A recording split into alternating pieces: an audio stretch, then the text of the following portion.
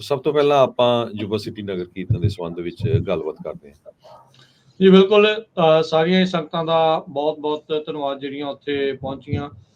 ਠਾਠਾ ਮਾਰ ਦਾ ਇਕੱਠ ਜਿਹੜਾ ਹਰਜੋਤ ਸਿੰਘ ਜੀ ਕੱਲ ਗੁਰਦੁਆਰਾ ਸਾਹਿਬ ਟੈਰਾਬੀਨਾ ਯੁਵਾ ਸਿਟੀ ਦੇ ਵਿੱਚ ਦੇਖਿਆ ਗਿਆ, ਜਿੱਥੇ ਦੂਰ ਦੁਰਾਡਿਓਂ ਨੇੜਿਓਂ ਦੂਰਿਓਂ ਜਿਹੜੀਆਂ ਸੰਗਤਾਂ ਆ ਉਹ ਚੱਲ ਕੇ ਜਿਹੜੀਆਂ ਉਹ ਪਹੁੰਚੀਆਂ ਤੇ ਉਹਨਾਂ ਨੇ 45ਵੇਂ ਮਹਾਨਗਰ ਕੀਰਤਨ ਦੇ ਵਿੱਚ ਆਪਣੀ ਹਾਜ਼ਰੀ ਜਿਹੜੀ ਉਹ ਭਰੀ।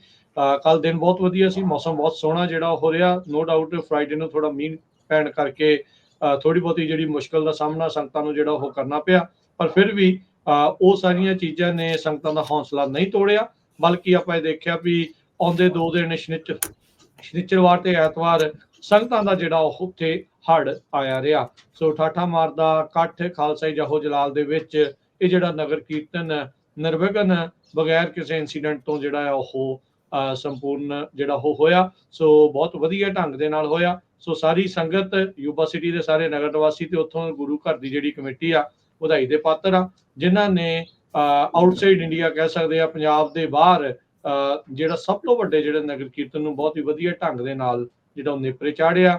ਬਾਕੀ ਜਿਹੜੀਆਂ ਸੰਗਤਾਂ, ਜਿਹੜੇ ਸਾਡੇ ਸਰੋਤੇ, ਸਾਡੇ ਜਿਹੜੇ ਦਰਸ਼ਕ ਆ ਪੰਜਾਬੀ ਰੇਡੀਓ USA ਦੇ ਬੂਥ ਦੇ ਉੱਤੇ ਆਏ, ਉਹਨਾਂ ਦਾ ਵੀ ਅਸੀਂ ਬਹੁਤ ਬਹੁਤ ਧੰਨਵਾਦ। ਉਹਨਾਂ ਨੇ ਆ ਕੇ ਯਾਦਗਾਰੀ ਤਸਵੀਰਾਂ ਵੀ ਲਵਾਈਆਂ। ਬਹੁਤ ਸਾਰੀ ਜਿਹੜੀ ਕਵਰੇਜ ਆ ਉਹ ਆਲਰੇਡੀ ਪੰਜਾਬੀ ਰੇਡੀਓ USA ਦੇ YouTube Facebook ਪੇਜ ਦੇ ਉੱਤੇ ਪੈ ਚੁੱਕੀ ਆ, ਤੇ ਰਹਿ ਗਈਆਂ ਜਿਹੜੀਆਂ ਤਸਵੀਰਾਂ ਆ ਉਹਨਾਂ ਨੂੰ ਅੱਜ ਜਿਹੜਾ ਉਹ ਉੱਤੇ ਪਾਉਣ ਦੀ ਜਿਹੜੀ ਉਹ ਕੋਸ਼ਿਸ਼ ਜਿਹੜੀ ਉਹ ਹੋਵੇਗੀ, ਤਾਂ ਜੋ ਤੁਸੀਂ ਵੀ ਜਿਹੜੀ ਉਹ ਯਾਦਗਾਰੀਆਂ ਤਸਵੀਰਾਂ ਆ ਉਹਨਾਂ ਨੂੰ ਮੁੜ ਦੁਬਾਰਾ ਜਿਹੜਾ ਉਹ ਦੇਖ ਸਕੀਏ।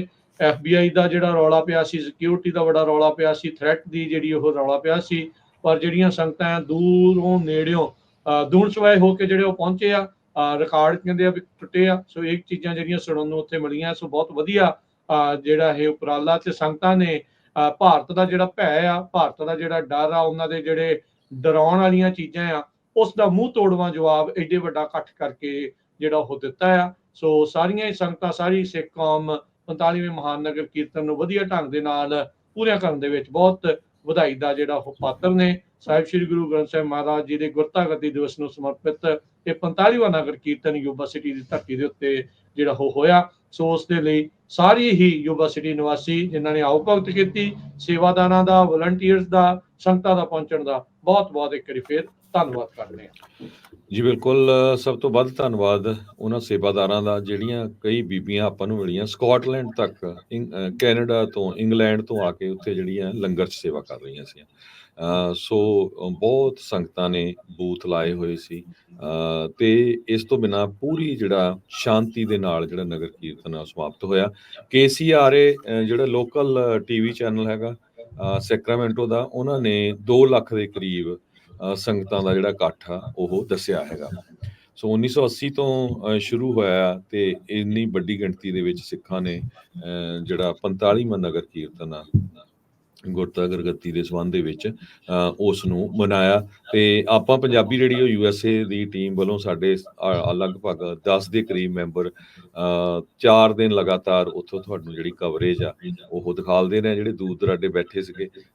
ਸੋ ਸਾਡਾ ਬਹੁਤ ਸਾਰੇ ਜਿਹੜੇ ਸਾਡੇ ਸਰੋਤੇ ਆ ਉਹਨਾਂ ਨੇ ਥੈਂਕ ਯੂ ਵੀ ਕੀਤਾ, ਤੇ ਅਸੀਂ ਵੀ ਜਿਹੜੇ ਆ ਸਾਰੇ ਸਰੋਤਿਆਂ ਦਾ ਧੰਨਵਾਦ ਕਰਦੇ ਹਾਂ। ਬਹੁਤ ਵੱਡੀ ਗਿਣਤੀ ਦੇ ਵਿੱਚ ਆ ਕੇ ਉਹ ਸਾਨੂੰ ਉੱਥੇ ਮਿਲੇ, ਤੇ ਜੋ ਕੁਝ ਆਪਾਂ ਕਰ ਰਹੇ ਹਾਂ ਉਸ ਕੰਮ ਨੂੰ ਉਹਨੇ ਐਪਰੀਸ਼ੀਏਟ ਵੀ ਕੀਤਾ, ਜਿੱਥੇ ਸਾਡੀਆਂ ਗਲਤੀਆਂ ਆ ਉਹ ਵੀ ਉਹਨਾਂ ਨੇ ਦੱਸੀਆਂ। ਸੋ ਸਾਰਿਆਂ ਦਾ ਬਹੁਤ ਬਹੁਤ ਧੰਨਵਾਦ ਜੀ। ਬਿਲਕੁਲ, ਤੇ ਬਾਕੀ ਇੱਦਾਂ ਆ ਹਰਜੋਤ ਸਿੰਘ ਜੀ, ਉਹ ਥ੍ਰੈਟ ਨੂੰ ਲੈ ਕੇ ਉਹ ਸ਼ਰਾਰਤ ਸੀ ਜਾਂ ਅਸਲੀ ਸੀ ਇਹ ਤਾਂ ਹੁਣ ਬਾਅਦ ਦੇ ਵਿੱਚ ਪਤਾ ਲੱਗੂਗਾ, ਪਰ ਇੱਕ ਚੀਜ਼ ਇੱਥੇ ਇਹ ਕਹਿਣੀ ਬਣਦੀ ਆ ਵੀ ਇਸ ਦੇ ਨਾਲ ਸਿੱਖ ਕੌਮ ਦਾ ਖਰਚਾ ਵੀ ਜਿਹੜਾ ਉਹ ਡੈਫੀਨੇਟਲੀ ਜਿਹੜਾ ਉਹ ਵੱਧ ਜਾਂਦਾ ਆ।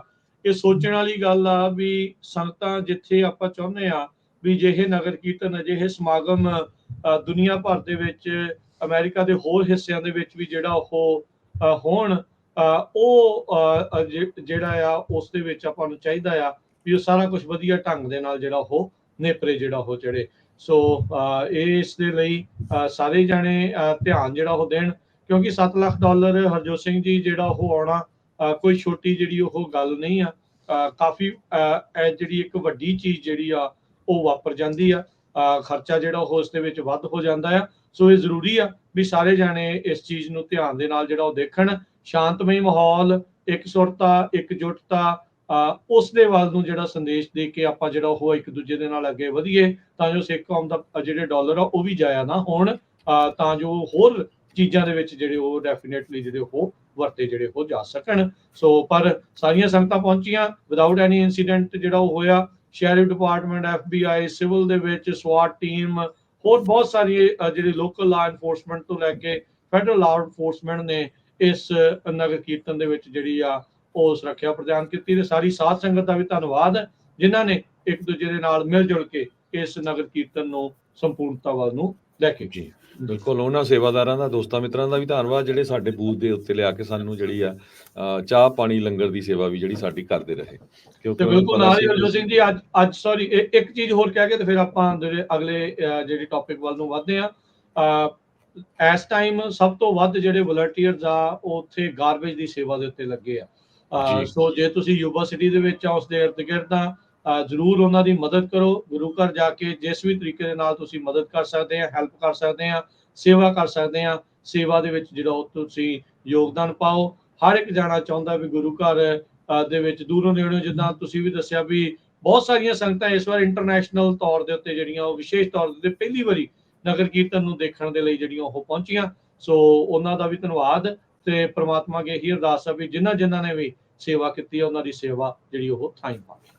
ਜੀ ਟਰੈਕਟਰਾਂ ਤੇ ਗਾਰਬੇਜ ਟਰੱਕਾਂ ਦੇ ਨਾਲ ਜਿਸ ਟਾਈਮ ਆਪਾਂ ਤੁਹਾਡੇ ਨਾਲ ਖਬਰਾਂ ਸਾਂਝੀਆਂ ਕਰ ਰਹੇ ਆ, ਸੇਵਾਦਾਰ ਉੱਥੇ ਸਫਾਈ ਕਰਨ ਲੱਗੇ ਹੋਏ ਆ ਤੇ ਸ਼ਾਮ ਤੱਕ ਐਨ ਪਤਾ ਨਹੀਂ ਲੱਗਣਾ ਵੀ ਉੱਥੇ ਕੋਈ ਈਵੈਂਟ ਹੋਈ ਵੀ ਸੀ ਕਿ ਨਹੀਂ। ਸੋ ਅਗਲੀ ਖਬਰ